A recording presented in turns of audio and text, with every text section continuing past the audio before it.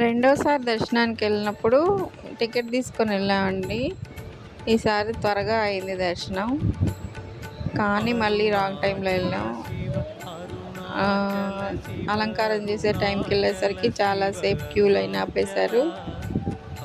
ఇప్పుడు ఒకేసారి జనం అందరూ వచ్చి బాగా రద్దీగా ఉందన్నమాట. ఎప్పుడైనా సరే 7 తర్వాత వెళ్ళాలి ఈవినింగ్ వెళ్తే, కానీ చాలా తొందరగా అయింది. ఇది గుండు ముందు నుండి క్యూ పెట్టారనమాట. దర్శనం కూడా చాలా దగ్గర నుండి చేసుకున్నాము. ఇంతటితో అరుణాచలం ట్రిప్ కంప్లీట్ అయిపోయింది. Thank you for watching. Bye.